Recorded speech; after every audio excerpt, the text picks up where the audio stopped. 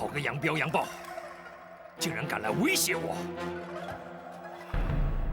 将军何不让武进在牢里就结果他们的性命，免得日后麻烦？不，在大牢里杀了他们，岂不是明摆着是我们所为？武进一人承担，绝不连累将军。武进，我知道你对我忠心耿耿，可我又岂能让你为这件事送命呢？我这条命是将军给的，为了将军送命，也是应该的。不，若是如此，当初我又何必救你？白白牺牲不值得，尤其是为了杨彪、杨豹这样的人，就更不值得。万一他们真的出卖了将军的话，他们还不敢。再说，就算他们禀告了包大人，无凭无证，包大人不会相信的。如此一来，包大人势必会盯住将军。盯住我又如何？将军，那些马……对，这倒是个隐忧。那些宝马不能带回马场。武进在，你把他们再换一个处所，妥善安置，绝不能让任何外人知道地点。是。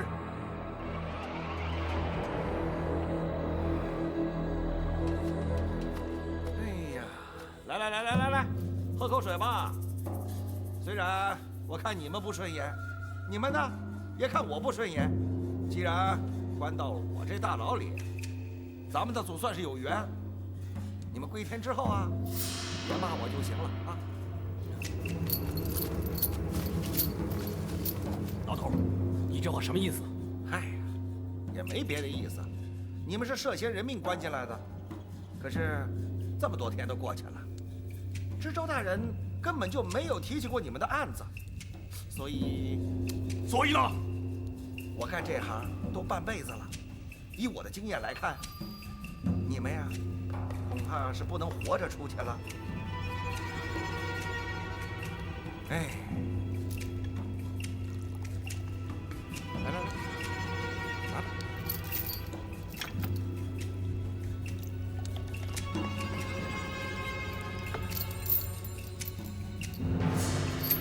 不能喝。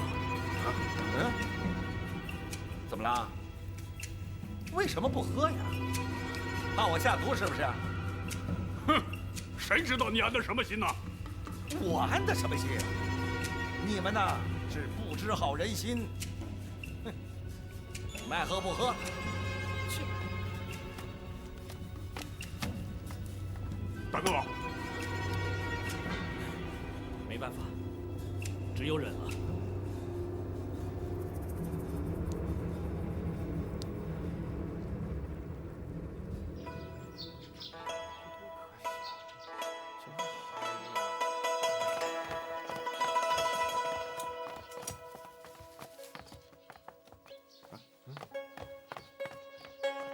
出什么事了？这匹马快不行了，能不能救？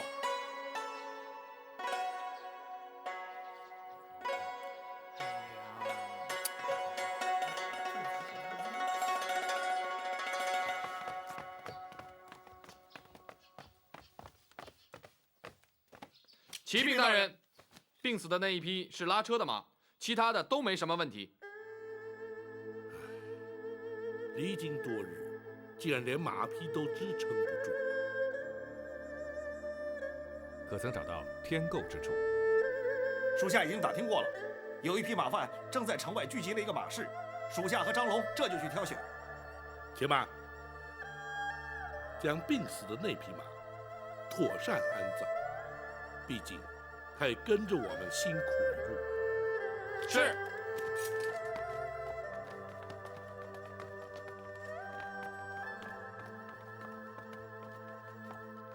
大人，李大人求见。让他进来。是。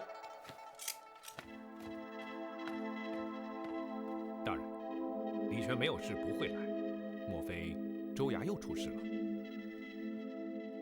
且听听他怎么说。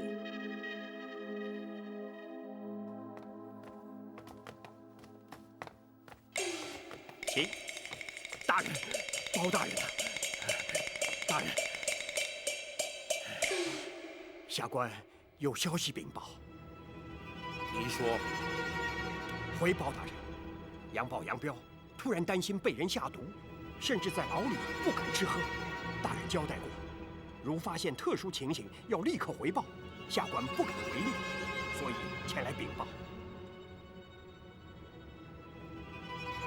这2天可曾有人再去探监？没有，没有，绝对没有。下官不敢再犯了。那么依李大人之见，他们又怎会突然如此？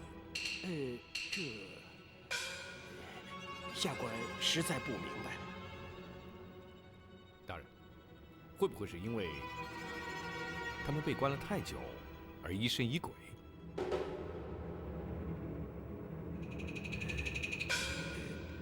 对，公孙先生推测的不会错，肯定是这个原因。但问包大人，不知还要关他们多少日子？本府自有打算，你只要继续留意他们的举动，并且随时来报即可。啊，是，下官片刻也不敢放松。下官告退。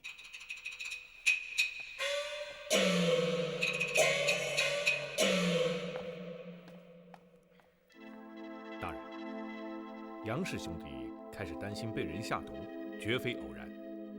会不会是受了什么威胁，而有性命之忧？不错，若非如此，绝不会草木皆兵，处处生疑。沈让去探过监，是不是真如大人所怀疑的，与他有关？或者是李全说谎？最近又有人进入大牢探监，而李全隐瞒了大人。皆有可能。威胁杨彪、杨豹之人，可能来自大牢之外，也可能来自牢中狱卒，甚至来自李全本人。无论如何，他2人方寸已乱，以静制动之策有了效果。大人，如今是否要继续观察他们的动静呢？不，此时要反兵为主，立刻对他们施压。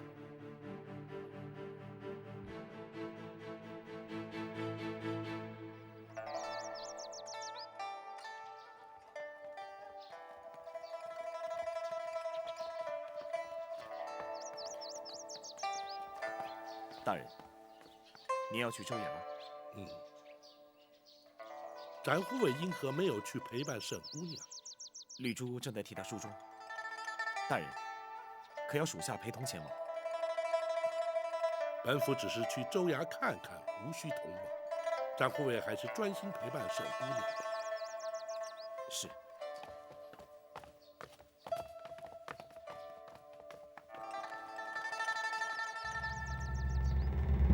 包大人，您怎么会驾临州衙？怎么？难道本府就不能来吗？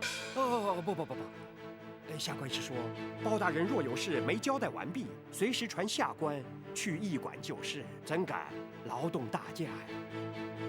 本府的确有事，而且必须前来州衙提醒于你。下官静候大人吩咐。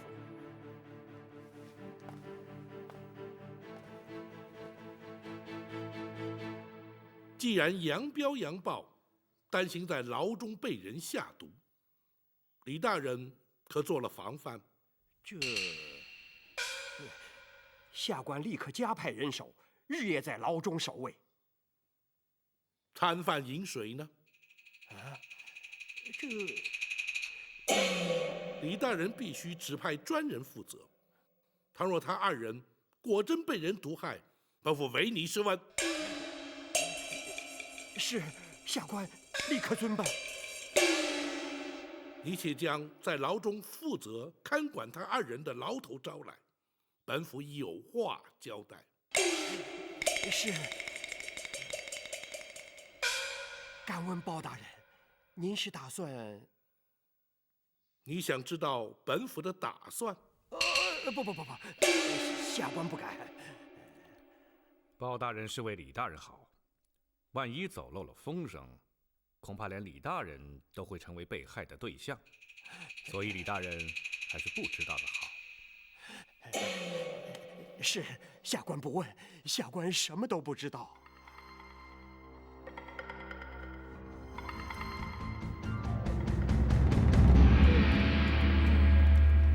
头上吃的来了！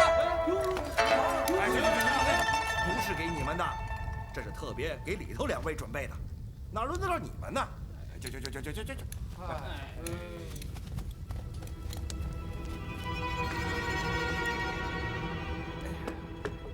哎，来，有酒有肉，你们尽管享用吧。啊，来呀！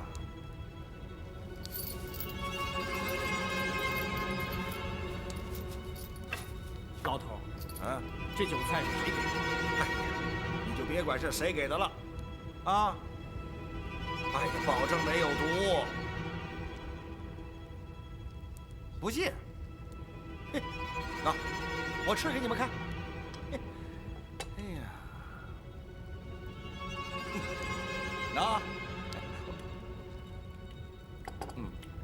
好吃。哎呀，行了吧？你们相信了吧？要是有毒啊，就先毒死我。来，吃吧，啊，保证没毒的。来，那这是鱼，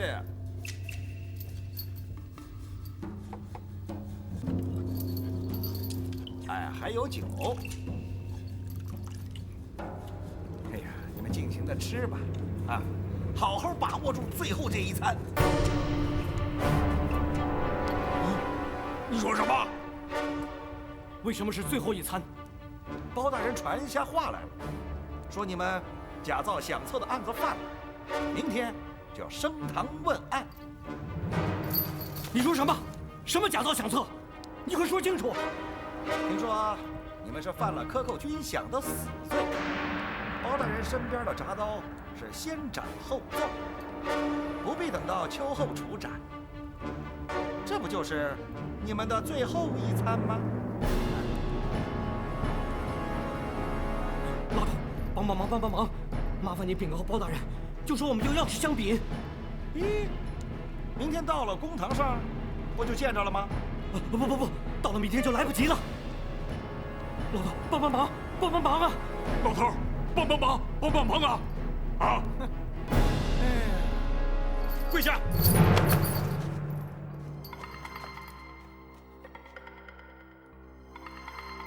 你们要见本府。是包大人，属下兄弟2人承认犯罪，请包大人从轻发落。你2人身犯何罪？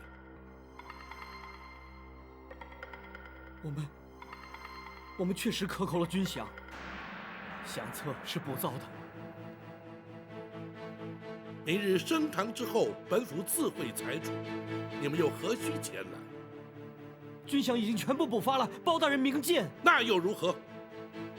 军士以身家性命报效朝廷，出生入死，任劳任怨，每月所得寥寥无几，你们却狠心克扣，重保私囊，难道说补发了军饷便可无事不成？可是我们也罪不至死啊！哼，谁说你们罪不至死？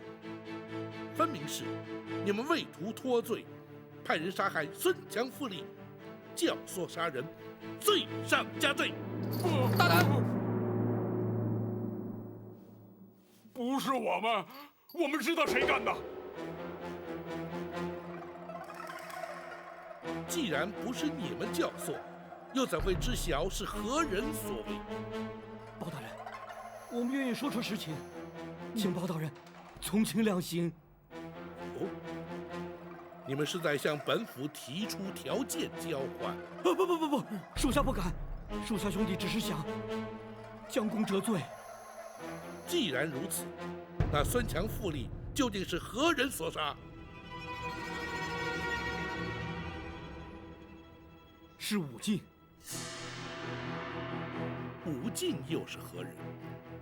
大人，武进是和沈指挥来过驿馆的马军偏将。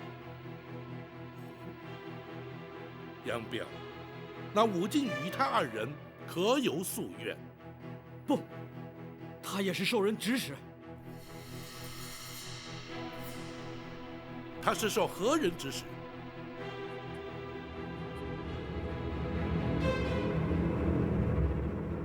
沈让，沈指挥，大胆！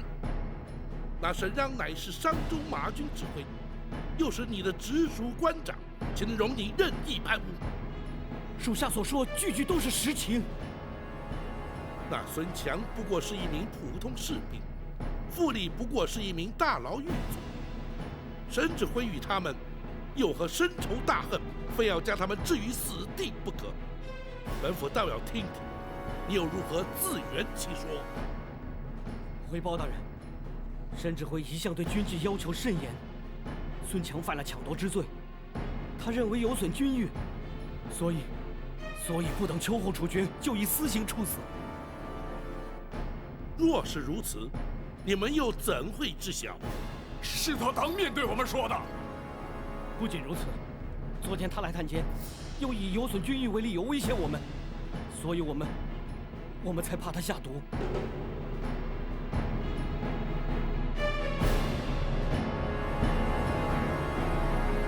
真相是否如此，本府自会查明。待全案侦查完结之后，本府再对你二人所犯之罪进行裁处。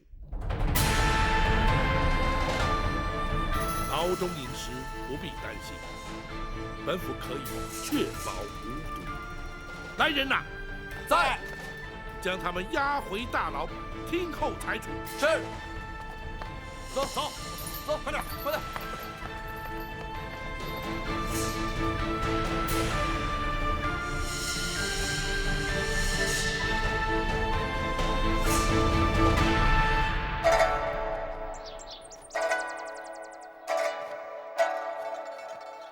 包大人，可是前往州衙提审了杨彪、杨豹。这，沈指挥，你是怎么知道的？别管我是怎么知道的，本座只问你，包大人问些什么话？但杨彪、杨豹又说了些什么？哎呀，我不知道啊，我根本就不在现场。你是商州知州，包大人提审他们，你怎会不在现场？包大人不准呐，我哪敢有意见呢？请李大人安排一下，我要去探监。不行，不行，这回绝对不能再去了。上回李大人百般请求，要我去大牢安抚他们二人，如今怎么又不能去了？唉，包大人再三交代，只要有一个外人进入大牢一步，就唯我是问呐。沈指挥，实在是不能再去了。李大人不说，谁又会知道？哎呀，包大人提审两位杨指挥，不是也没人说吗？可沈指挥立刻就知道了。万一衙里有人向包大人禀报，那后果不堪设想啊！沈指挥，你就是杀了我，也不行啊！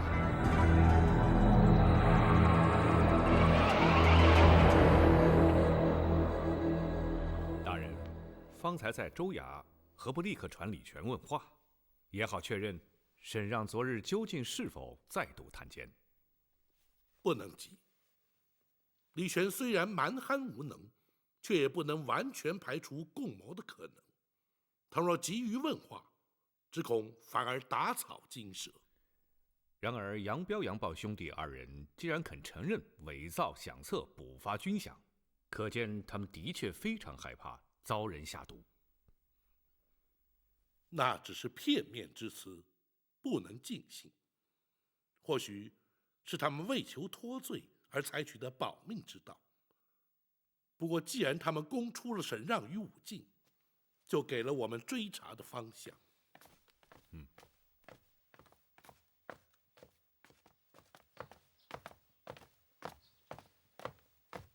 启禀大人，天购的马匹已经买到，死去的那一匹也已经掩埋处理掉了。大人，属下在马市之中听到了一些关于商州马军的传言，不知对大人是否有用？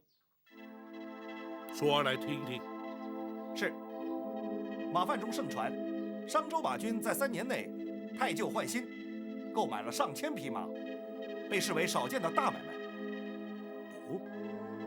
有这等事？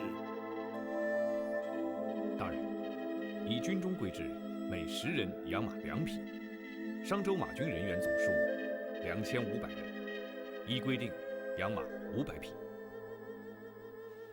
500匹马，在3年之中，竟然更换了2次。还有一个传言，不知道是否准确，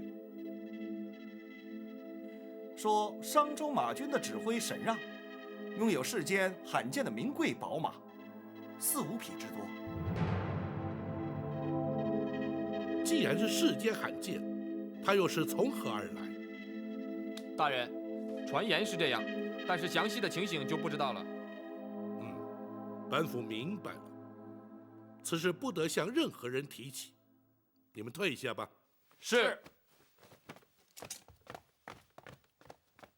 原来沈让自己也有问题，看来势必要问李全了。大人，公孙先生，传言虽未尽可信，却不会空穴来风。此事暂且不要让展护卫知晓。大人是担心展护卫为难。不错，沈让是沈蝶之兄，在没有完全确认之前，本府不想让展护卫平添无谓的烦恼。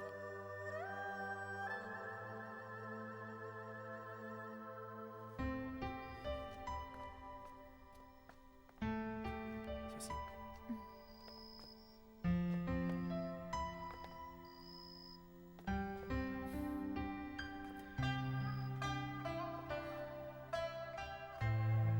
人生的际遇实在太奇妙了。几天前的晚上，也在这里。那时候还不知道我是生是死，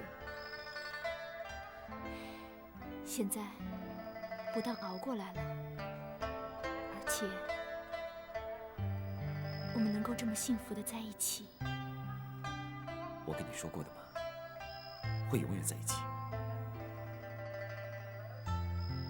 我记得你说过，这个世上没有任何事情可以拆散我们。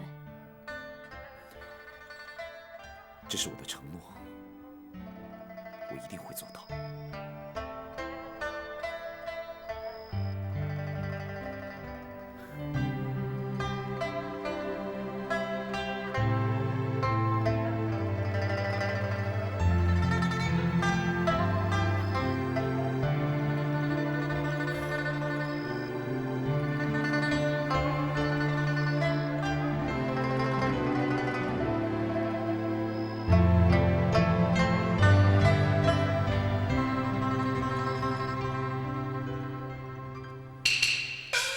从来没有违背禁令，让任何人去探监。大人怎么会对下官有所疑虑呢？你当真没有违背过？上次沈指挥探监之事，下官已经知错了。那么第2次呢？杨彪、杨豹已经亲口向本府供认，难道你还想隐瞒本府？下官，你3番2次让沈让进入大牢，想必与他关系匪浅。莫非你拿了沈让的什么好处不成？不，第2次是因为杨彪、杨豹以自杀要挟，一定要见沈指挥，所以下官只好答应。还有呢？那沈让可曾再次探监？没有，绝对没有第3次。哦，昨天沈指挥通知下官去马场见面，再度要求探监，下官当场就拒绝了。李大人是不是常常去沈指挥的马场？不，下官只去过几次。沈让身为商州马军指挥，他的马场里面一定都是一些宝马神驹吧？这下官对马匹所知有限，所以分不出是宝马还是烈马。在下虽然是一介文人，不过对马却挺有兴趣。不知道李大人可否带在下前去开开眼界？这个沈指挥向来不让外人到马场去。哦，那就算了。哎，要不下官先知会沈指挥一声，知道是公孙先生要去，或许他不会拒绝。哈，那倒不必，看不看没关系，在下只是随口问问。啊，是。李大人，如今那杨彪、杨豹既是人犯，又是人证，所以本府才再三要求你注意他们的安全。你可明白？下官明白，下官明白。不仅如此，他人所涉案件另有牵连，李大人最好多加谨慎，否则稍不留意，便会犯下共犯之罪。届时，莫怪本府未曾事先知会。是，下官知道，下官知道。将军，衙门里传来消息，李全已经加派了大牢里的守卫，据说是为了防止杨彪、杨豹被杀害灭口。杀害灭口？据说他们现在不单是人犯，而且是人证。将军，是不是包大人查出了什么？不，是杨彪、杨豹出卖了我。可是包大人并没有对将军采取任何行动啊！福晋，你杀富丽的时候，可曾留下线索？没有，我还特地不用刀，而是换了一把剑杀他。的确万无一失。所以杨彪、杨豹口说无凭。包大人没有动我，是因为还没有找到证据。将军，如果是说到证据，那些宝马日后肯定会变成麻烦的，不如把他们送出商州吧。我能送到哪儿去？如此宝马，任谁见了都会起下觊觎之心。我又怎能放心的托付于人？要不，干脆把他们都杀了，以绝后患。福晋，你给我听清楚，这些宝马不只是马，他们还是我的朋友，我的家人。这种话你不准再说，永远不准再说。是，敬师爷。在这世上，他们是我唯一信任的朋友，我宁可为他们而死。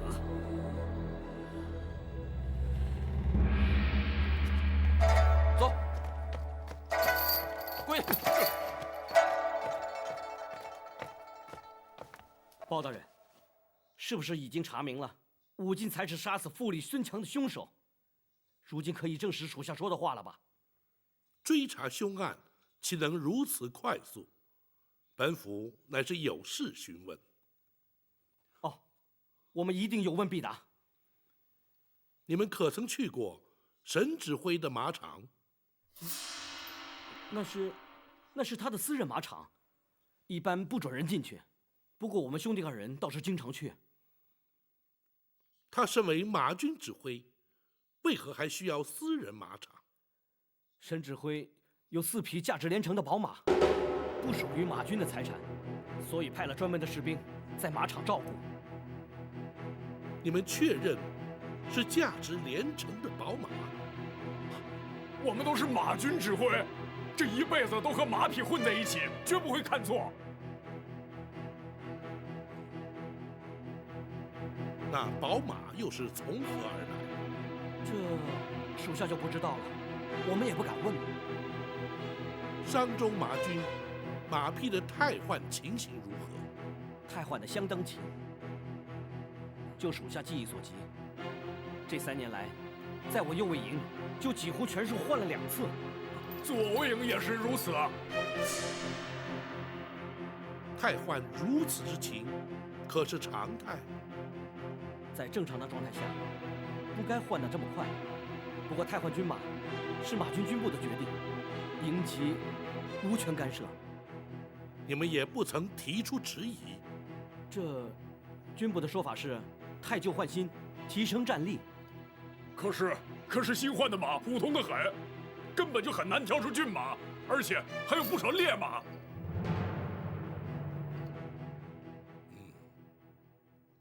本府若要有事，会再来询问你们。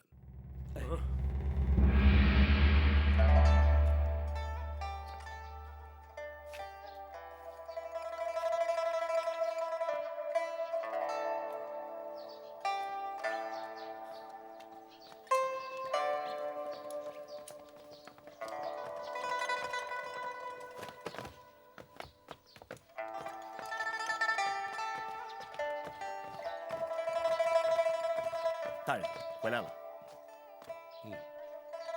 展护卫没有去陪伴沈姑娘，她已经好多了。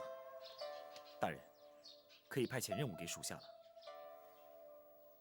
此案不必展护卫费心，就像本府说的那样，好好陪陪沈姑娘吧。啊，公孙先生，展护卫，大人还等着和学生研讨案情，展护卫莫要见怪。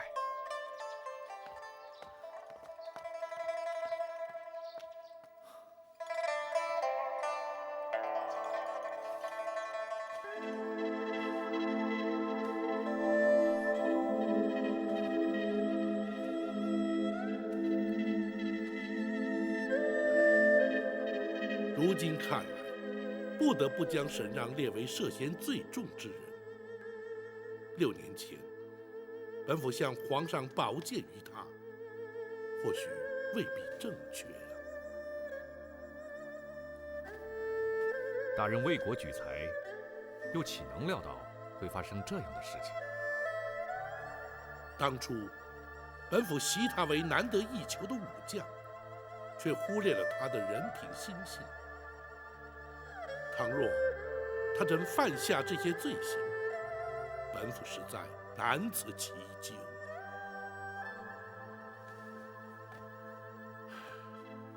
无论如何，还是先查明真相为要。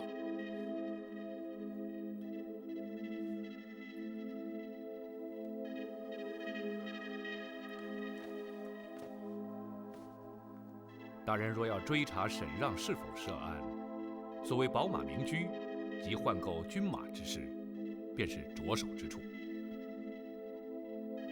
然而，李全不识良莠俊烈，杨彪、杨豹又无实证。大人，展护卫去过沈让马场，想必知道。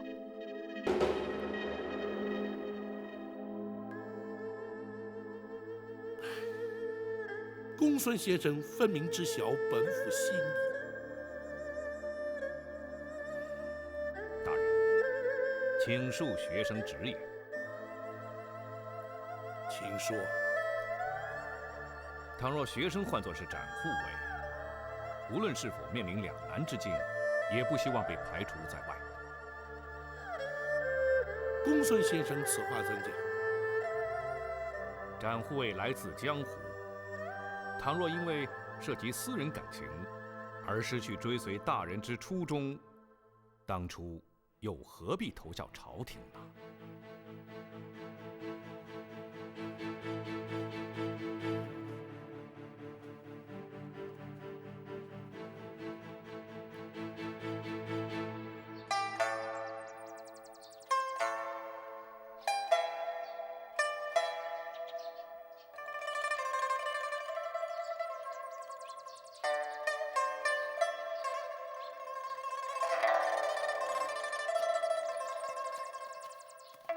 长公子，小姐来了。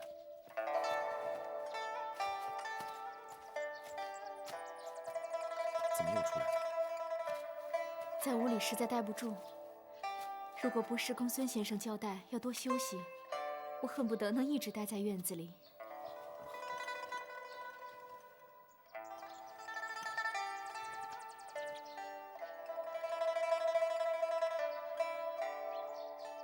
包大人他们回来了。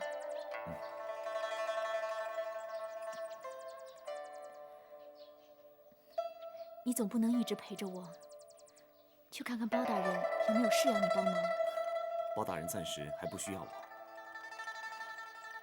那怎么行？他如果真的不需要你帮忙，你又何必跟着他呢？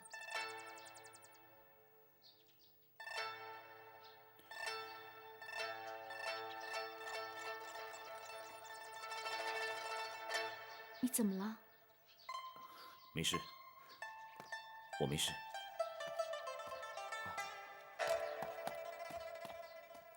展大人，包大人请你到厅里说话。你快去吧，别管我。玉珠，我们回房休息。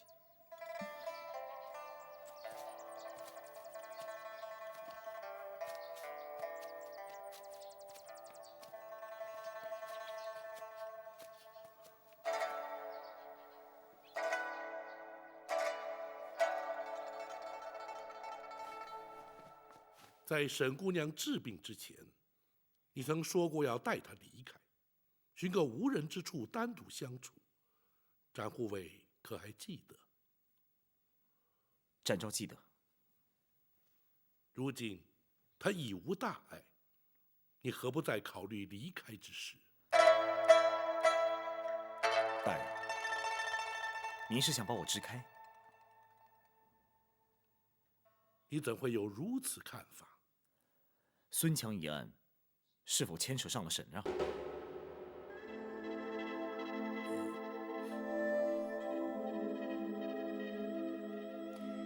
请大人不必隐瞒。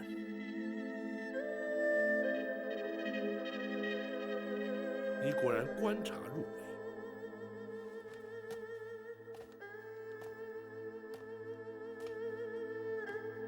不错，沈让的确可能涉案。大人并未断言沈让有罪，一切还有待查证。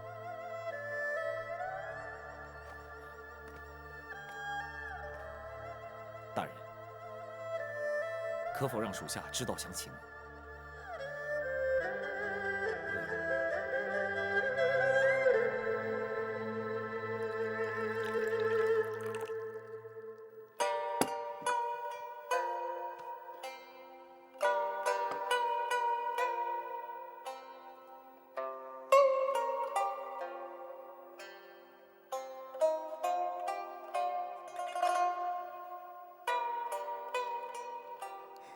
小姐，你在想什么？展公子才刚刚离开一下子，你就又想他了？我不是在想他，我是想回府去。回府？我们不是在这儿待得好好的吗？我留在这里，他每天都得陪着我，什么事也干不了，不如回府去休养，才能让他安心地帮助包大人。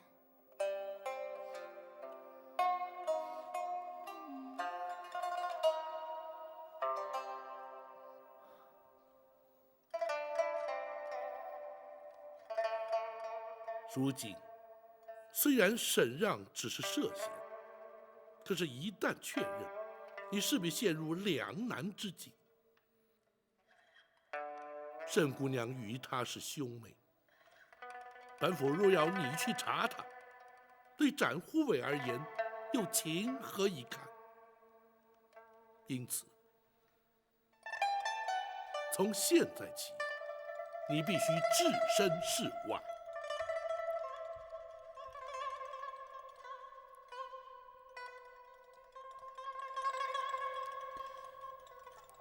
展护卫，还是带着沈姑娘离开的好。如果沈让真的有罪，沈姑娘肯定无法承受。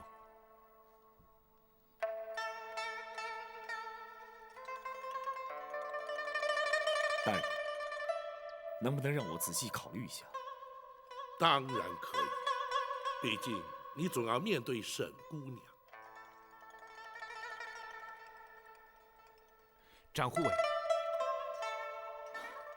公孙先生，请放心，我不会透露这件事，我不会辜负大人对我的信任。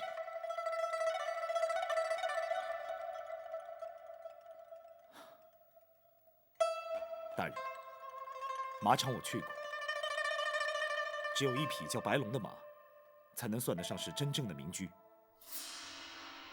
那匹马由何而来？你可知道？沈让说，当年他马术夺魁之后，一位王爷送给他的。如今，他已经将白龙转送给我。送给你？他说，那是沈家给沈蝶的嫁妆。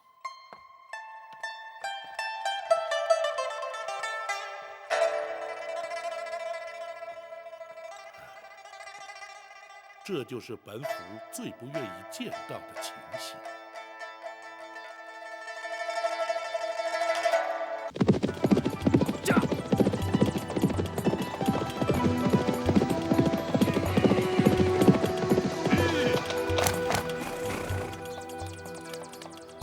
白龙，别怪我把你送人，不过你的新主人会像我一样疼你的。你不必担心，将军，白龙是将军拥有的第一匹宝马，又是将军最疼爱的一匹马，你怎么能舍得送给展昭呢？我一生中，除了这些宝马之外，小蝶是唯一让我挂心的。展昭救了他的命，又让他有了归宿，别说是一匹白龙了。就算让我付出再多，你也值得。万一如何？快说。万一有一天，包大人派他来查将军的话，放心，只要我们谨慎一点，不会有那一天。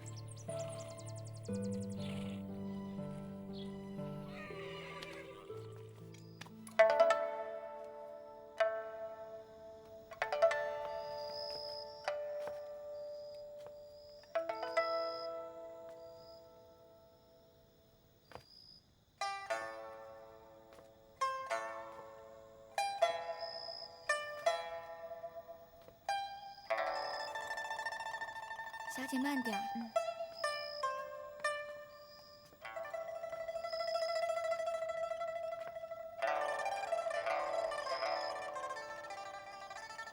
哎，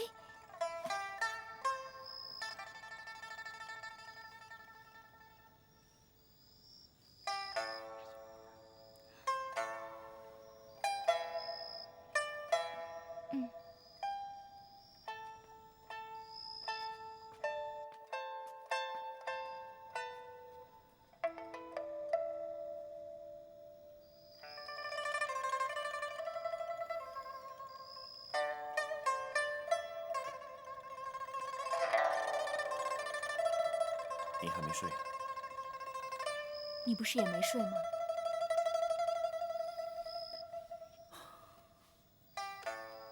记得我在接受公孙先生治疗的前一天晚上，也是这样的情形。你也睡不着啊？那时候我在担心你。现在我的病已经治好了，你又为什么睡不着？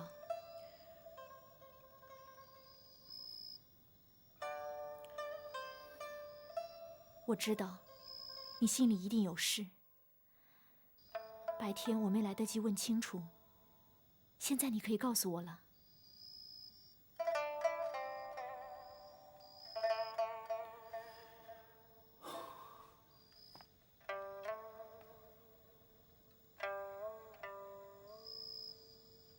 你不要担心，没有任何事情能难倒我们，连我这不治之症都能治好，还有什么事情解决不了的吗？我会告诉你的，可不是现在。我可以暂时不说吗？当然能。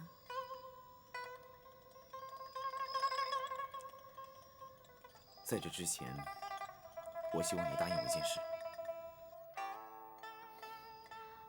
好像我记得我也对你说过这样的话。你说过。好，现在我的回答也跟你一样，我答应你任何事情。我也只有一件。好，你说。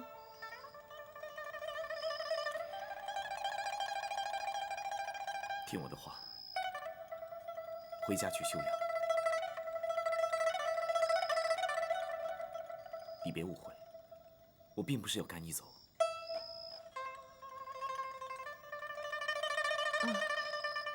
没关系，我知道你一定是有原因的。如果你继续留在这里，包大人一定会要我专心陪着你。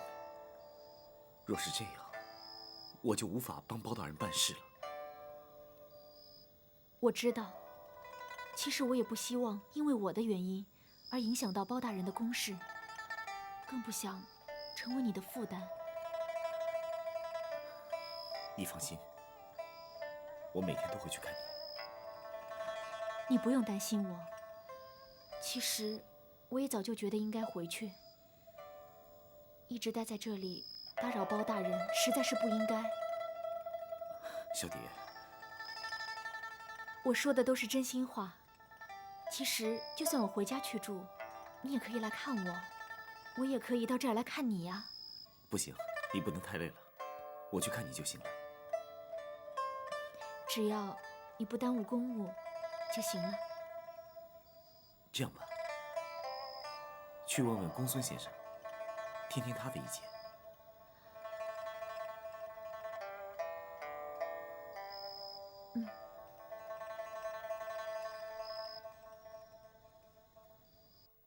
啊，沈姑娘要回去？如果公孙先生认为没有问题，我想明天一早就回家休养。如果单论病情，当然是回家休养最好。毕竟驿馆简陋，比不上在府里方便，而且照应的人多，也省得绿珠姑娘一个人忙不过来。公孙先生的意思是我可以回去了？可以。服药换药的事情，我会交代给绿珠姑娘。过几天我再去府上看看你的情形就可以了。多谢公孙先生。绿珠，你要记得，小姐不能太累。如果有什么突发的状况，立刻来通知我。公孙先生，请放心，我相信，如果展公子能够天天来看小姐的话，小姐的身体一定能够很快就恢复的。展公子，你放心，我每天都会来看你。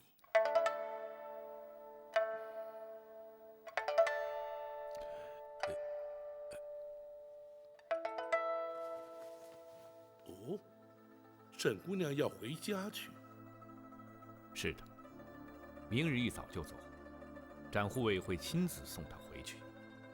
学生跟她说，大人正在公忙，所以没有让她来辞行。也好。像沈姑娘这样一个无辜的女孩，连本府也不知该如何面对呀。依学生推测，沈姑娘于此时离开驿馆，应该是展护卫的意思。不错，只要沈姑娘在她身边，她就更难决定。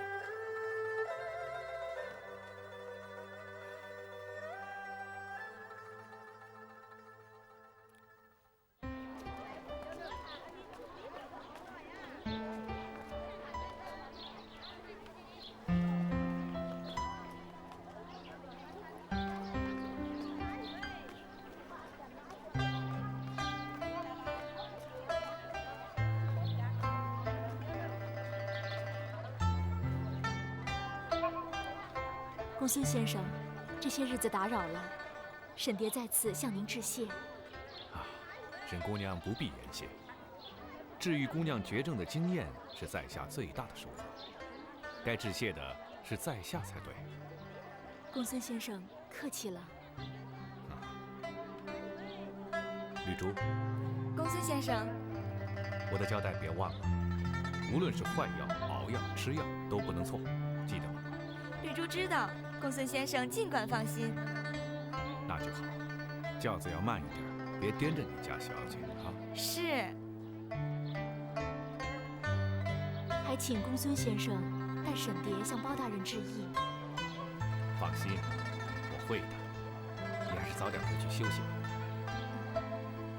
公孙先生，麻烦你转告包大人，我去叙就来。走。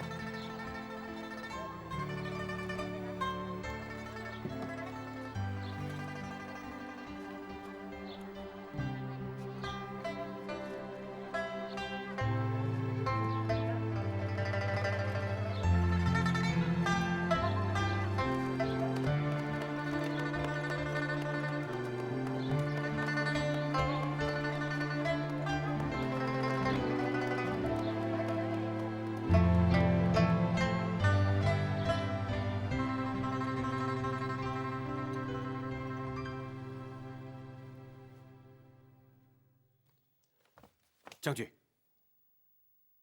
什么事急成这样？小姐回府了。什么？是展昭送回来的，现在正在厅中等候将军。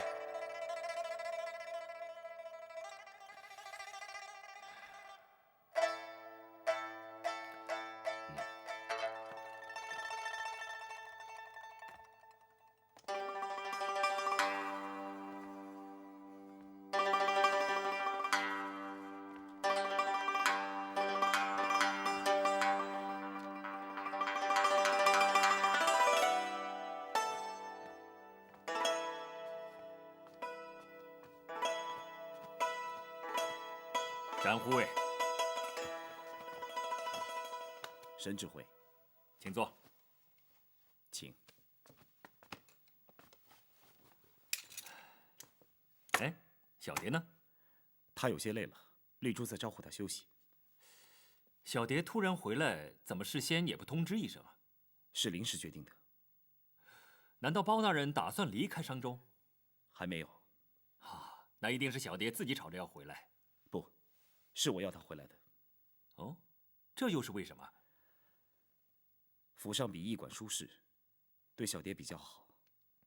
而且，我必须替包大人办事，也不能一直照顾她。她回来是比较好，而且不会耽误你办公事。谈不上耽误，不过也的确让我分心。这证明你的确把小蝶放在心上了。还请沈指挥不要怪罪啊！哈，怎么会呢？你又不是不来看她了。我答应小蝶每天来看她。那就好。哎，对了，包大人要你办的是什么案子啊？还是杨彪和杨豹的案子。他们两个是我商州马军左右卫营的指挥。啊，现在既然在查办他们，我也不便过问。沈指挥放心，包大人一定会秉公办理。那么案情进展的顺利吗？最近我一直在陪小蝶，我也不太清楚。现在你参与查案了，如果有需要的话，随时来找我。我们商州马军会全力配合你的。谢谢沈指挥。哎，你除了来看小蝶之外，也得抽空去马场看看白龙。他灵性的很，你应该和他多多亲近。别忘了，他是我们沈家的嫁妆哦。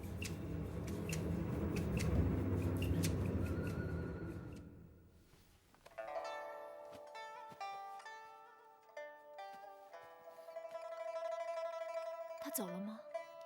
他走了，他是等将军回府后聊了半天后才走的。他们都聊了些什么呀？我哪知道呀，将军才不准我待在客厅呢，我可不敢再惹他生气了。绿珠，将军，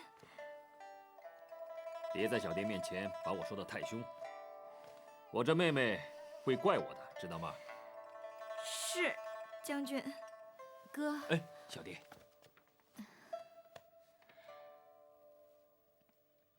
你老实告诉我，你这次回来是你的主意，还是展护卫的主意啊？是我们2个人的主意。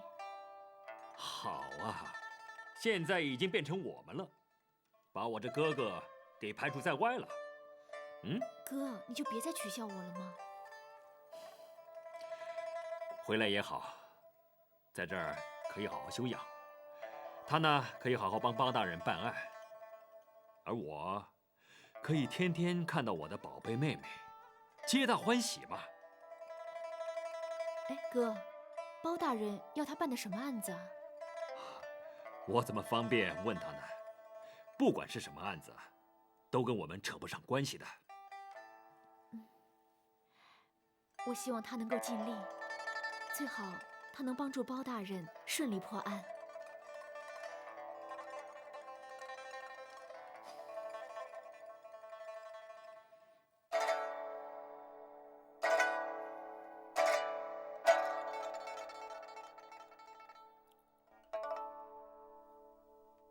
你考虑过了？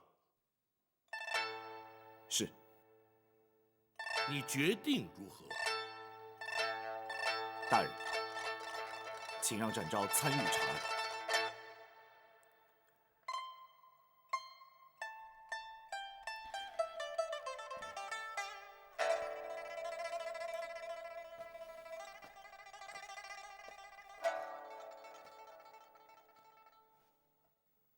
我把小蝶姑娘送回去，就是因为不希望有她在，而影响到我对查案的公正和客观。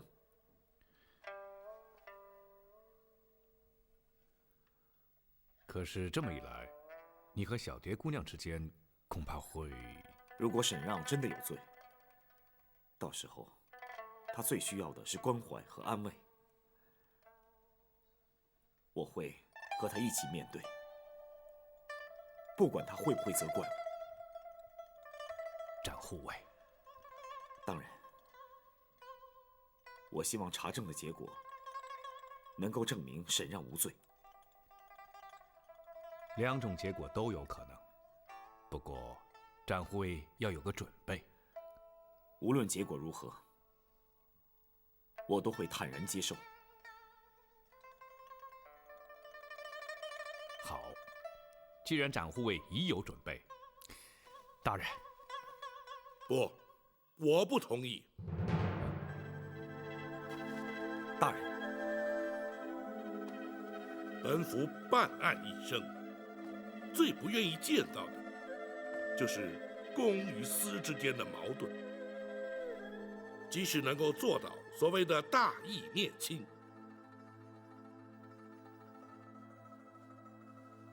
那虽然令人称颂，可是实质上却十分的残忍。在公理正义与情感人性的挣扎矛盾之间斗争的结果，受伤最深的，往往是执法者自己。大人一向以铁面无私称颂于世，为何大人能够做到，展昭就不能呢？因为你没有必要这么做。若是为了大是大非，展昭就必须这么做。可是，一旦因为你的参与而直接间接伤害到沈让的性命，那么你与沈蝶之间的裂痕恐怕永远也无法弥补。这一点你可曾想明白？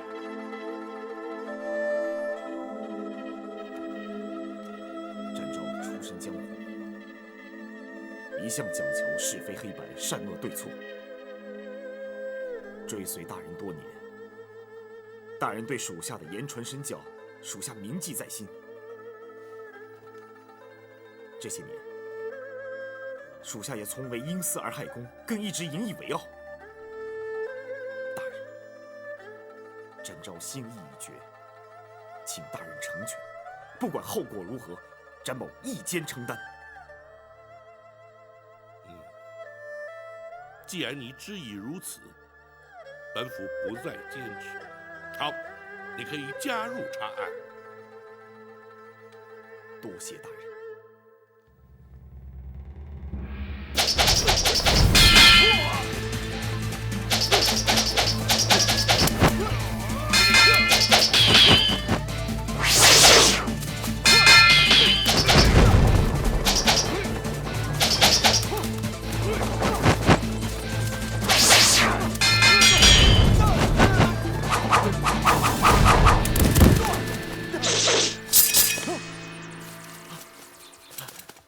将军武功盖世，无计难以匹敌。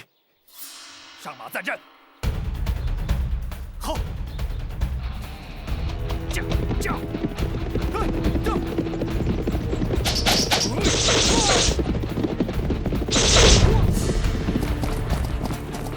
驾！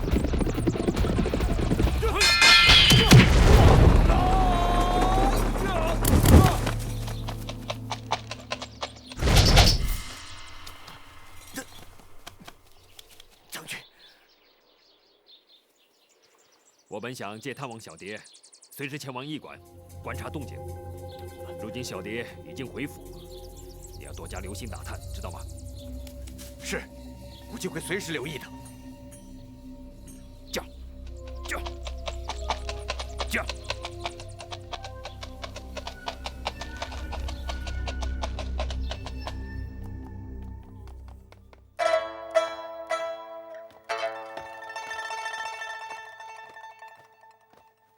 马场除了白龙之外，其他的马匹只能算是一般的军马，并没有看见所谓的宝马神驹。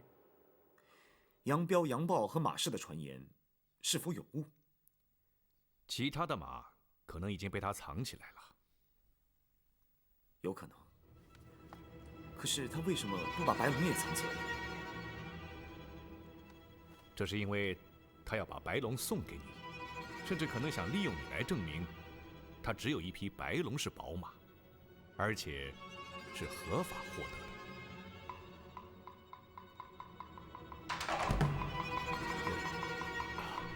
展护卫，公孙先生不必避讳，否则无法言上案情了。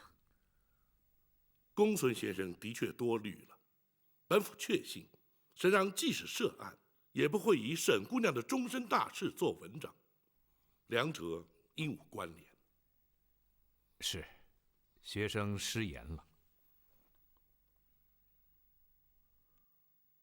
不过那毕竟是沈让的说辞，我们还是必须证实才行。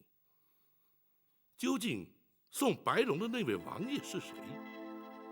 是否真是那位王爷所送，都需要查明。大人，属下去问他。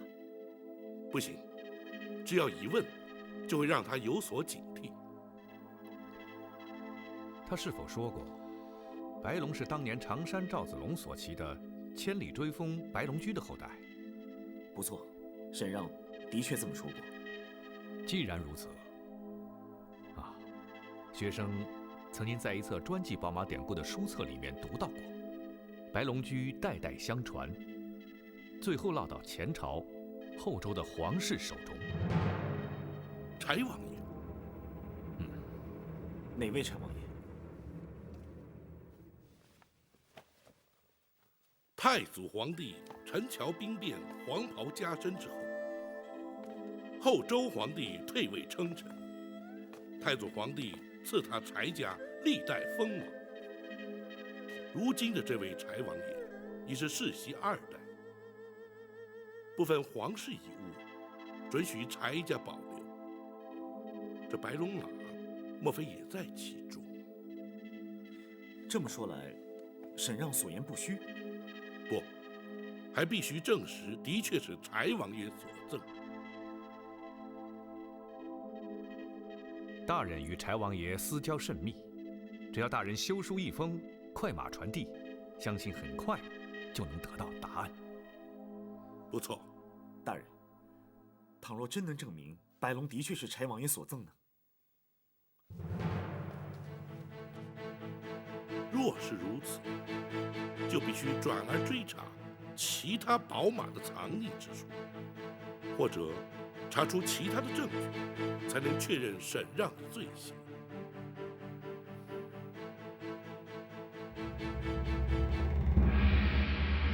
不可能啊！包大人，那些宝马的确在马场里。然而，据本府所知，马场之中，除却一匹白龙之外，其余皆是普通军马。包大人，我们去过马场好多回啊，不会看错的。是沈指挥，一定是沈指挥把马藏起来了。那么他又会藏到何处？这属下就不知道了。不过，沈指挥这人一向爱马如狂，这些马一定还在商州境内，他绝对舍不得送走。偌大一个商州，又如何寻找？包大人，有个人他一定知道。你说说是何人？武进，沈指挥最信任他，什么事儿都交给他去办。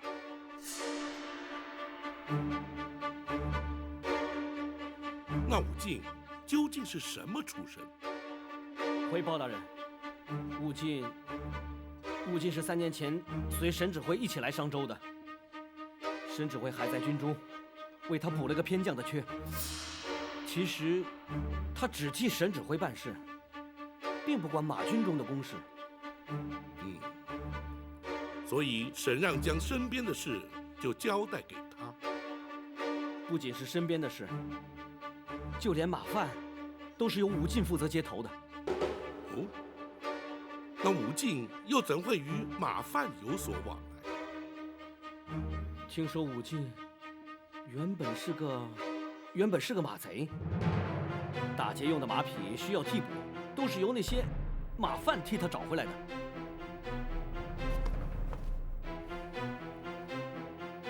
沈让身为马军指挥，怎会将一名马贼带到军中来？听说沈指挥曾奉令剿灭马贼，抓住了武进后，却没有上报问斩。从此以后，他就跟着沈指挥了。此事想必他们不会对外演讲，你又怎会知晓？回包大人，属下在马军10年，和那些马贩都已认识多年，是他们告诉属下的。你且将那些马贩的姓名、住处交代清楚，本府自会查明。是。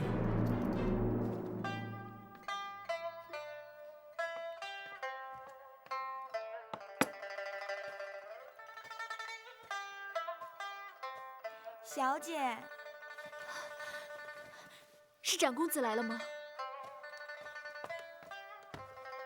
小姐，我们上午才回来，展公子怎么会这么快就来呢？唉，原来小姐真的会变成这个样子啊！我变成什么样子啊？望穿秋水，如梦如痴，失魂落魄，神魂颠倒啊！你胡说些什么呀？这都是些什么句子？全都凑在一起了。我是在说小姐现在的情形呀。我不跟你胡说了。你刚才叫我干什么？哦，我是说还是回来住方便，还有人帮忙。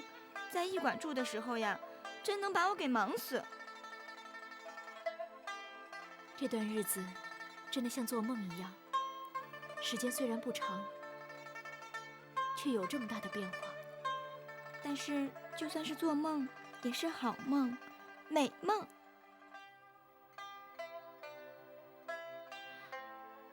真怕梦会醒过来，一切都又变了样。不会的，小姐，老天爷才不会对你这么残忍呢。但愿如此吧。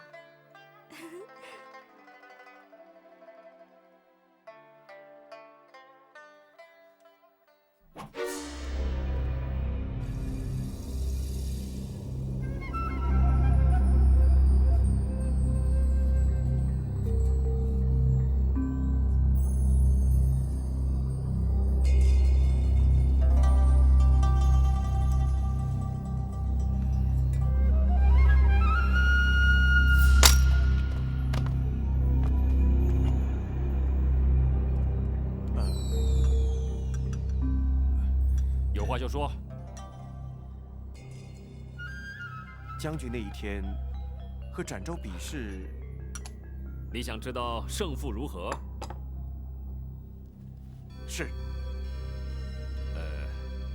展昭的武功的确不差，虽然我们只是拳脚相搏，点到为止，可是彼此应该不相上下。如果用上将军的大刀呢？那就不同了，我用的是大刀，刀走霸气，适合马上交锋。他用的是剑，剑走轻灵，适合近身搏击。怎么？你想和他比试一下？是。不知道武进这把刀，你的长刀兼具马上、近身之长，却同具其短，在马上不够霸气，近身不够轻灵，你应该不是他的对手。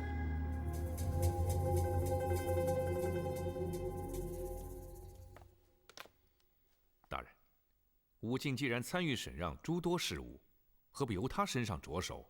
或许可以得到我们所需要的证据。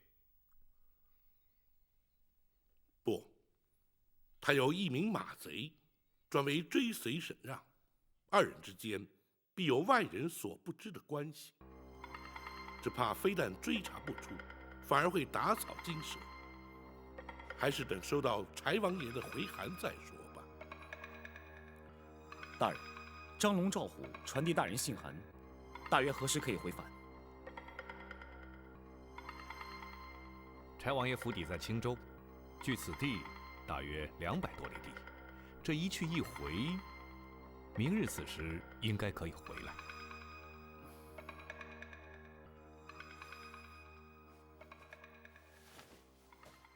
有关宝马民居之事，如今犹待查证。在此之前，可以将马军账册调出查看，借此可以查出，在汰换军马之时，沈让是否从中谋取不法利益。大人若去查马军账册，岂不是让人有了防备？公孙先生素有过目不忘之能，倘若只在当场查阅而不带回驿馆，想必不致起人疑窦。公孙先生，学生在。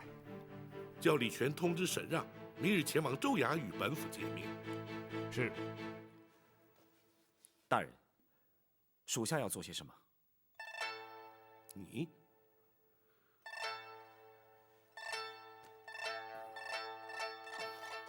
你还是去看看沈姑娘吧。大人，属下每日调查沈让的案子，却还要去面对小蝶，的确有些困难。是否能让属下暂且避开一阵子？本府明白你心中的爱难之处，然而若不如此，恐怕会让沈让心生疑虑。那展护卫又将如何投入办案之列？此举虽然残酷，却必须勉为其难。我知道该怎么做了。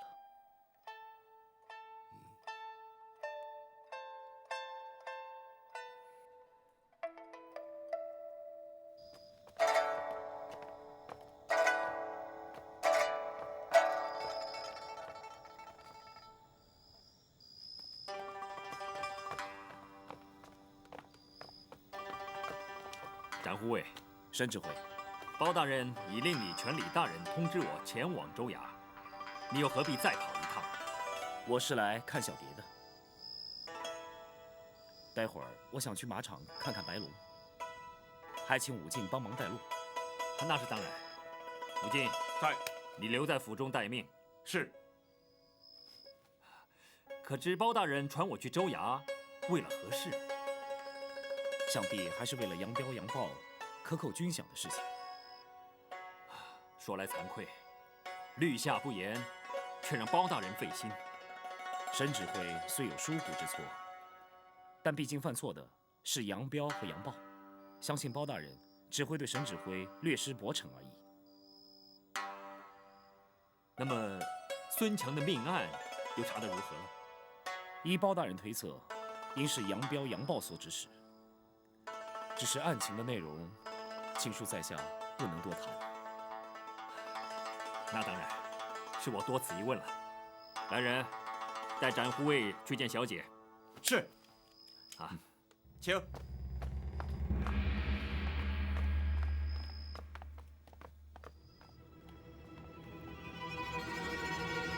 将军，包大人真的相信孙强命案是杨彪、杨豹所为，而没有怀疑吗？难说，不过也不必担心，他查不到证据的。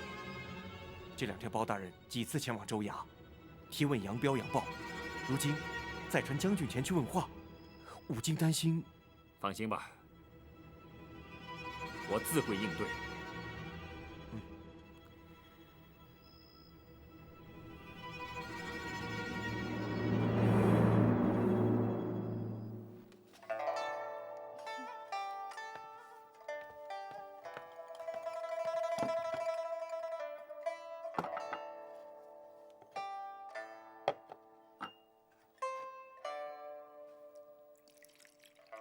展公子，请用茶。谢谢。小姐，我去加点热水。你和展公子也可以说说贴心话。这丫头，去吧。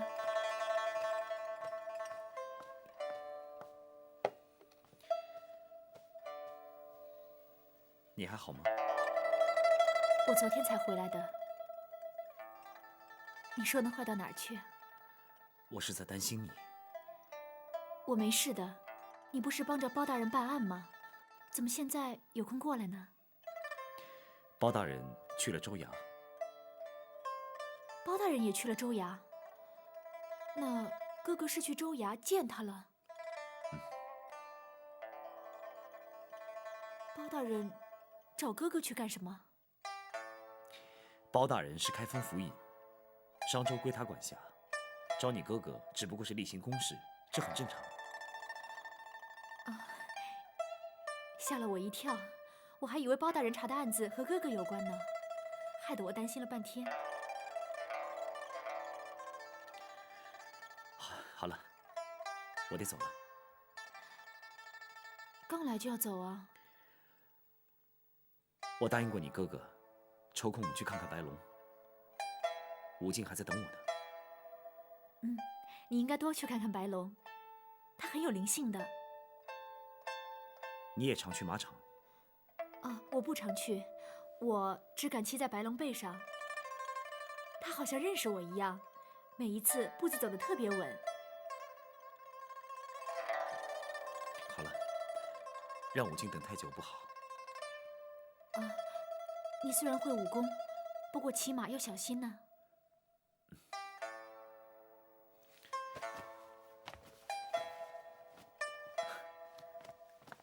小蝶，你放心，我的骑术不比你哥哥差。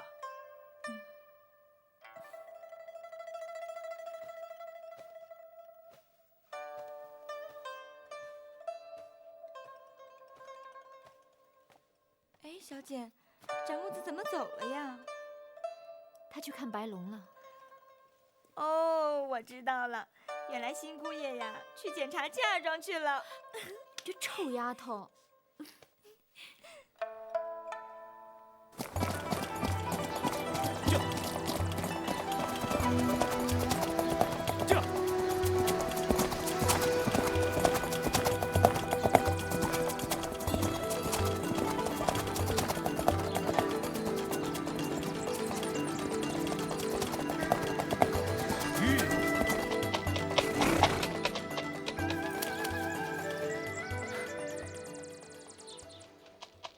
的确是匹好马，这是将军最爱的一匹。那其他的呢？将军爱马，每一匹都是他的珍宝。这些都是好马，可是比起白龙，就差多了。宝马良驹，岂可多得？不错，能遇上一匹已经难能可贵了。听将军说，你的武功很高。那是沈指挥抬举我了。哼，将军的武功也很高，我曾经是他的手下败将。是吗？听将军说，你和他打成平手。那只不过是过过拳脚，点到为止。如果用兵器呢？没有交过手，很难定论。将军用的是长兵器大刀，如果在马上，你一定不是他的对手。我跟沈指挥恐怕没有机会用兵器较量。战护卫，我想和你较量一下兵器。哼，我今天是去看你家小姐，我没有带兵器。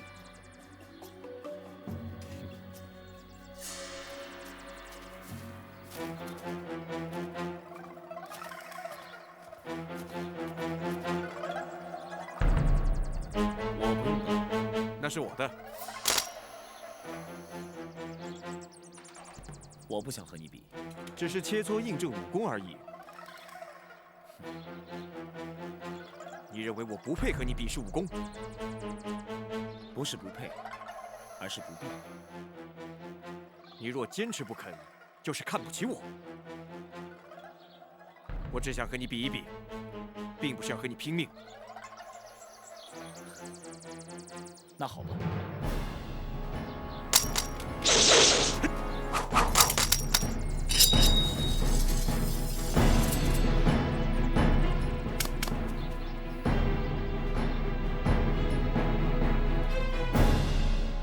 末将参见包大人。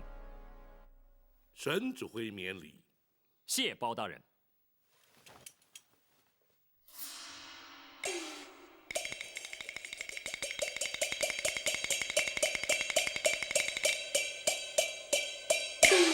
沈指挥可知，本府传你前来，所为何事？末将不知。杨彪、杨豹涉及孙强命案之事尚未结案，如今其所提出的军饷账册，经本府查明，竟是假造。竟有此事？末将失察，请包大人降罪。待全案终结之后，本府自会将你督下不严之罪一并裁处。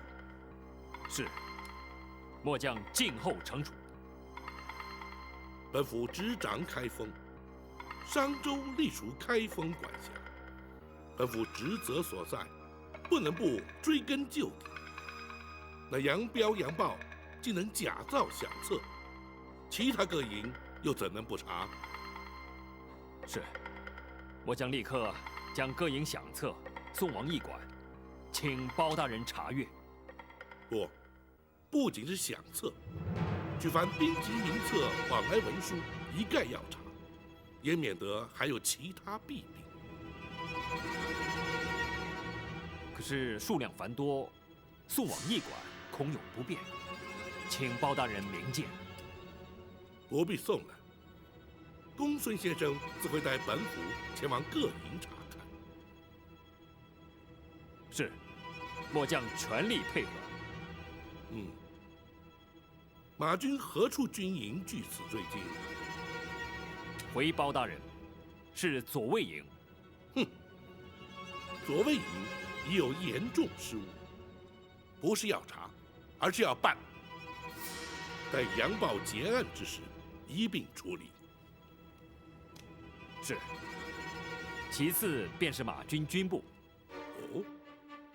沈指挥亲自掌理的马军军部，还需要查吗？末将自问并无疏失，坦然受检。好，就从你马军军部查起。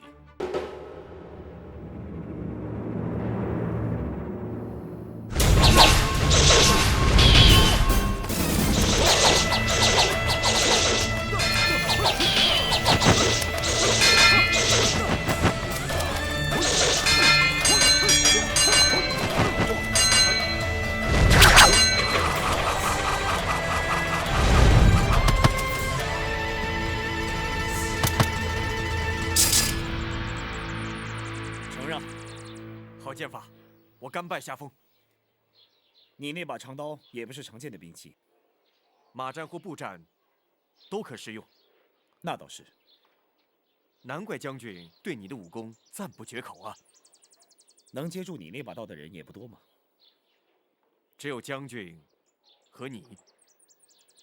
我曾经和杨豹交手过，你的武功比他强多了。可是我有点奇怪，他是左卫营的指挥，而你却不过是一名偏将。这个偏将的职务，只是便于随侍将军在军中行走，对我而言，没有任何意义。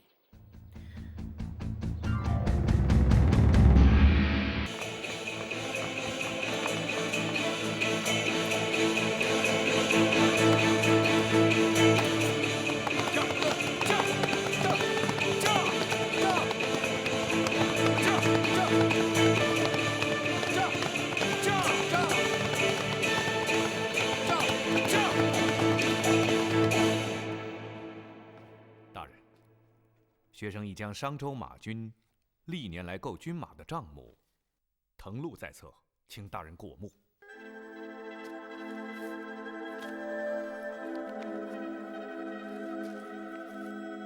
举凡买马的日期、数量、金额，都一一记载于册。若是和马贩的账册相比，便能查知沈让是否见马贵买，以少报多。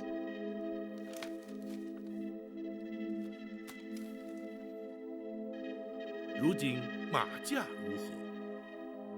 一般军马市值30贯，较差的马匹20余贯就可买到。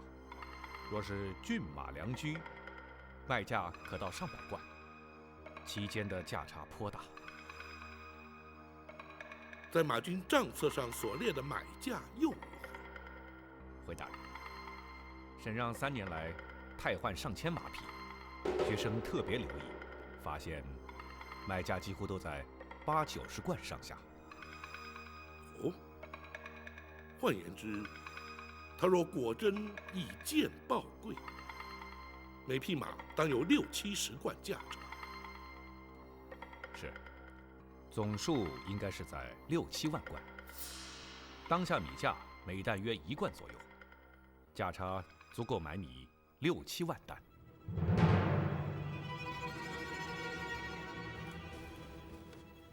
猎马或是良驹，个人认知不同，无法据此判定是否当真以贱报贵。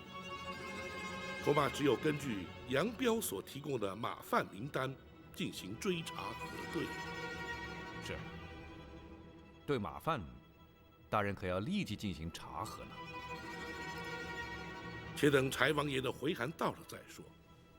若是能够查明沈让果真拥有非法获得的宝马神驹，便足可将他定罪。还是以此为先吧。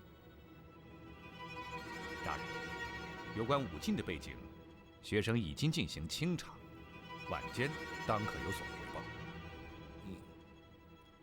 武进能被沈让收用在册，绝不单纯。若能深入了解，的确有利于查案。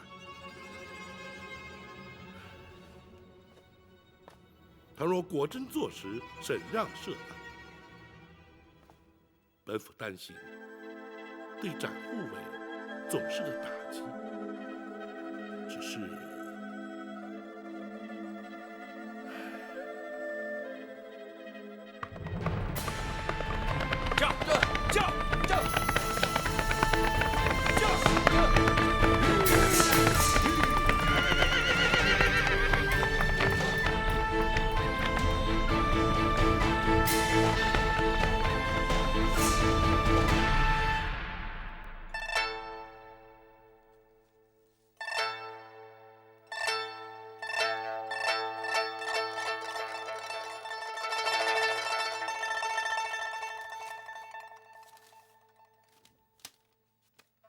柴王爷回函，他的确在6年前曾将白龙赠予沈让。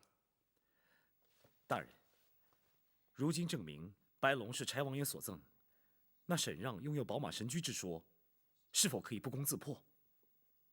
不，本府曾经说过，即使白龙是合法得来，并不能证实身上没有其他宝马。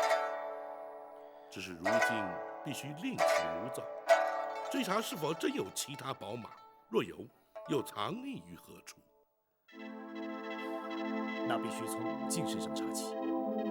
不错，公孙先生可曾查出武进的身家背景？回大人，武进原本的确是个赫赫有名的马贼。从京城传来的消息，正是杨氏兄弟说的，都没有错。你且详细说来。沈让驻守边关之时，曾经逮捕过一帮马贼，包括武进在内。可是依据刑部的案卷记载，当时与他同伙的马贼均已依法斩首，却独漏武进。此后可有他的消息？没有，此人从此凭空消失。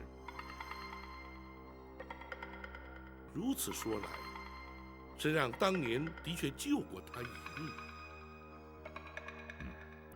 这便是他追随沈让，而且对他唯命是从的原因。可能傅立当真是被他所杀。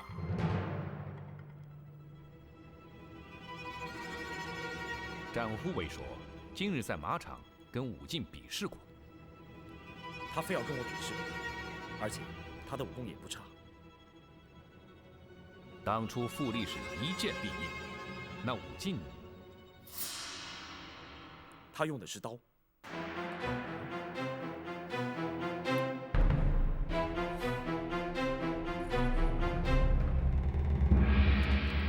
你和展昭动手了吗？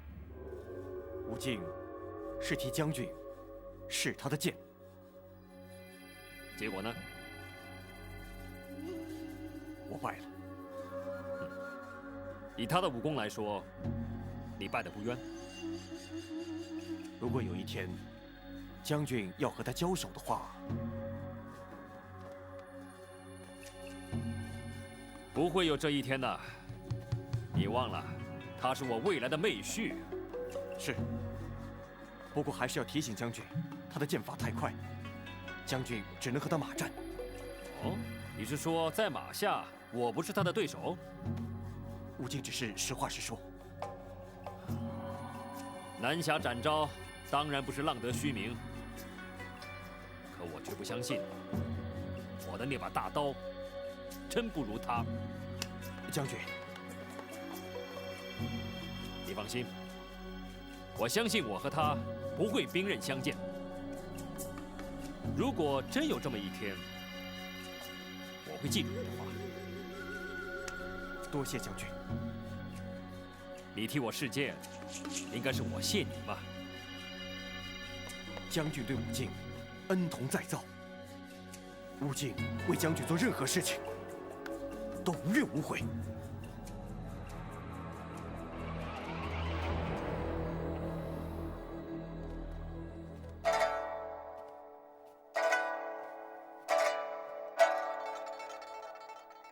无论是不是武进杀了傅立，以他马贼旧案，都该将他逮捕，然后再设法追查他与沈让涉案的情形。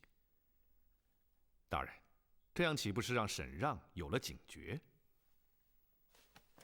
无妨，我们就说是请武进前来协助办案。沈让明知本府并无证据，又怎会自露马脚呢？既然如此，那就让张龙赵虎走一趟吧。大人，还是我去吧。何必因此和沈让起冲突呢？战护卫还是不要出面的好。反正我要去看小蝶，况且让属下前去，他们反而觉得事态没那么严重，更不会起疑。不碍事，只是带武进前来问话，谁去都一样。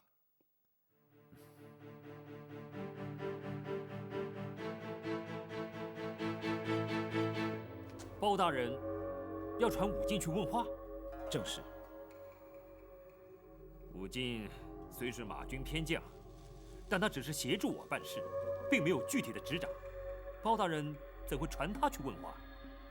沈指挥虽是杨彪、杨豹直属长官，可是对他二人私下的情形，可能还没有军阶较低的武进知道得多，所以包大人才传他问话，协助调查。那好吧，我会通知武进。你现在可以去看看小蝶，我叫武进，等一下和你一起去见包大人。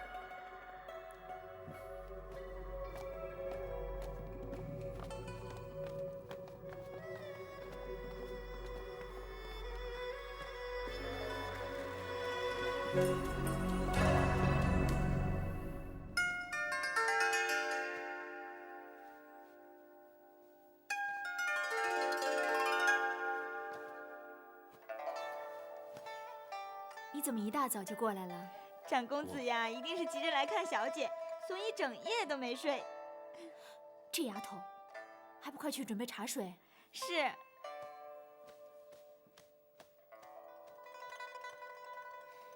今天又找到什么理由不去办案？我今天就是来办案的。办案怎么办到我家里来了？包大人要传武进问话。武进，你办的案子和武进有关？如果牵扯到武进，就一定和哥哥有关，是不是？你说啊。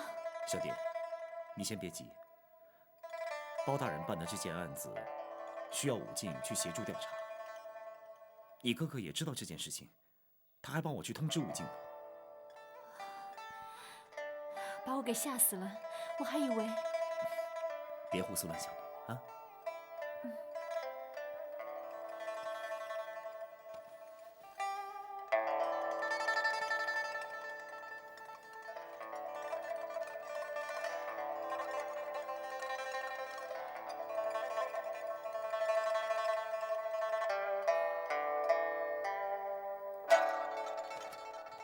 包大人传属下去。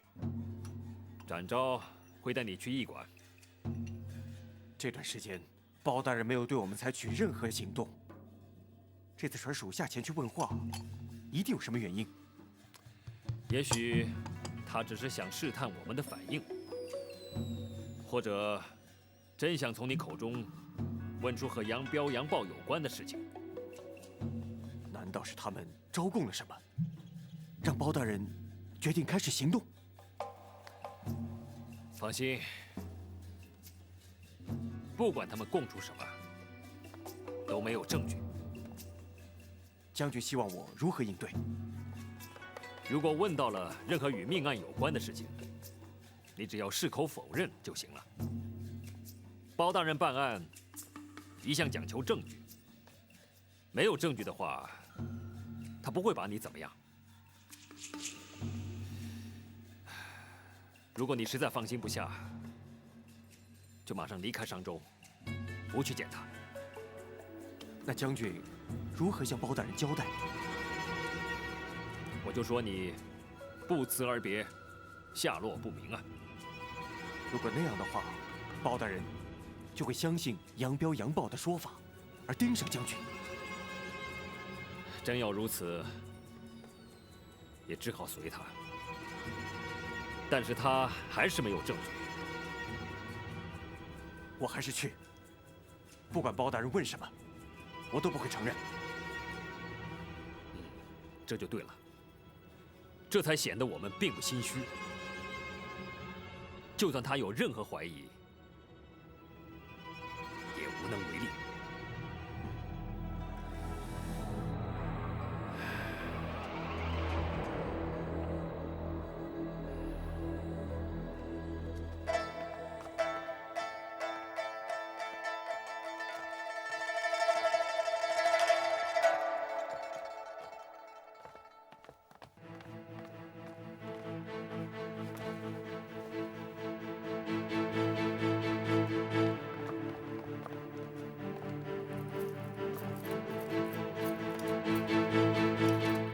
属下武进，参见包大人。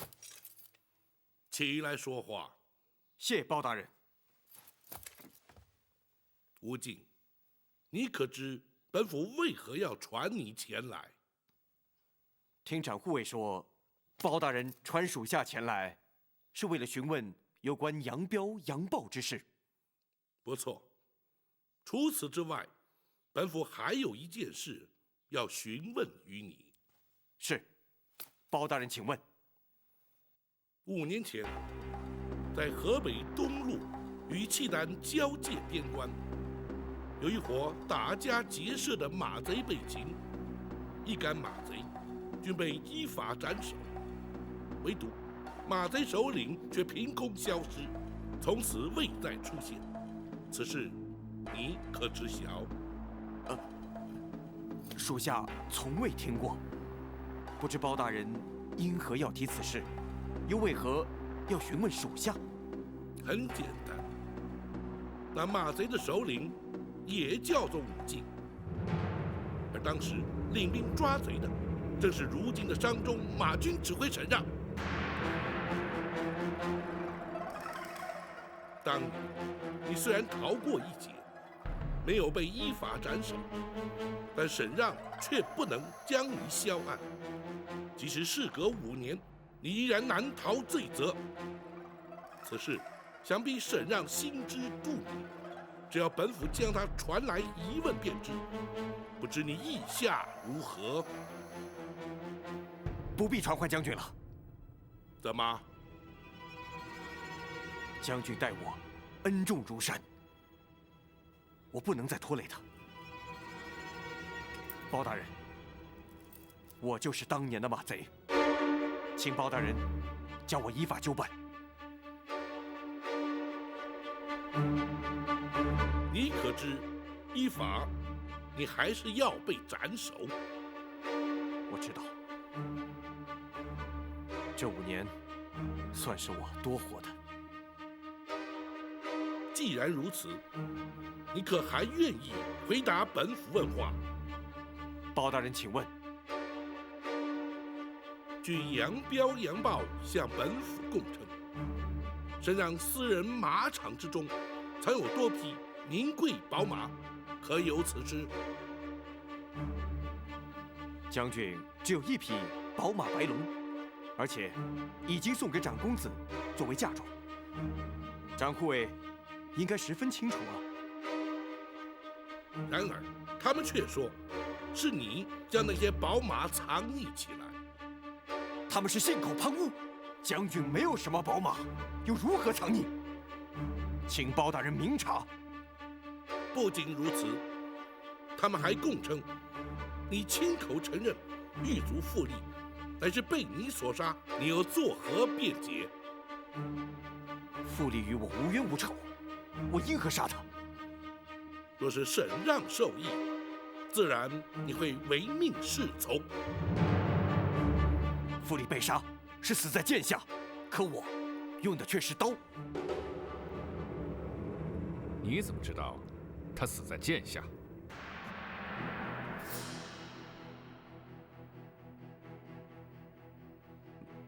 马军与州衙常有来往，属下是听衙役们说的。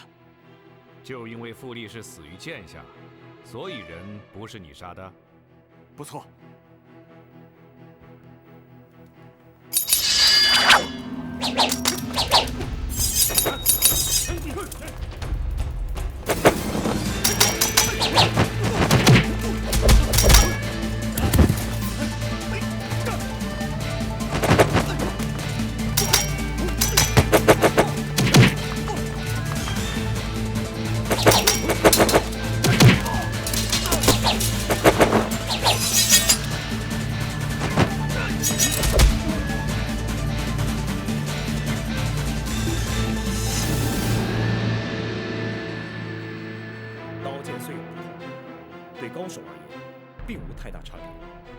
你的剑法虽然差了一点，不过要杀傅立，却是易如反掌。就算我能用剑，也不能证明傅立就是我杀的。他若不是你杀的，难道是沈让亲自动手不成？将军没有杀他，你又如何知晓？哼，杨彪、杨豹指证历历，审让难脱罪嫌。你既然不肯承认，本府就将审让押入大牢，严加审讯。1日查不出，就关他1日；1月查不出，就关他1月；1年查不出，就关他1年。本府就不信，不能查个水落石出。王成、马汉、灯笼、赵虎，在。传审让。是。且慢。如何？将军他确实与此案无关，我不能让将军为我犯下的罪行蒙受不白之冤。我认罪就是。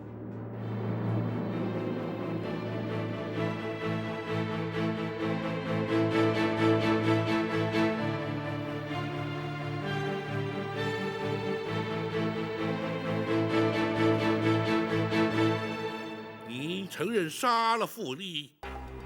不错。那傅立与你有何仇怨而要杀他？我与杨彪、杨豹合谋，克扣军饷，3人平分，又利用傅立除去孙强，再杀他灭口，为的是使他2人脱罪，免得供出我也是同谋。如此说来，审让于此事完全无涉。将军于此事无涉，请包大人明察。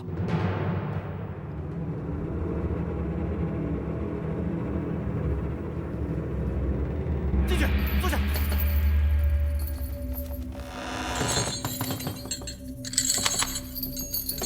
赵大人，这究竟是怎么回事啊？武进亲口向包大人承认，傅立是他杀的。啊？什么？是他？这是。包大人交代，必须将他单独关押，严加看守。是，这间大牢只关他一个，没有别人。杀人重犯若是逃脱，李大人必定是难脱罪责。哎，当然，下官一定会派州衙里最得力的人手负责门禁。詹大人，你知不知道他为什么要杀傅立呀？李大人，你最好不要介入此案。包大人再三交代，不得提问武进，不准任何人探监。是，下官明白。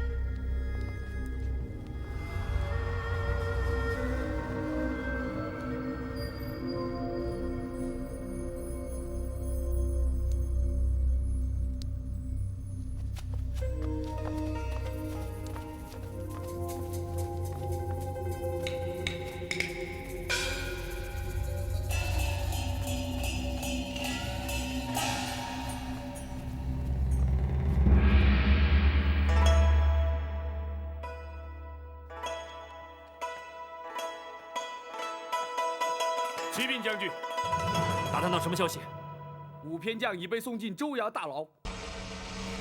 什么？是谁送去的？是展昭。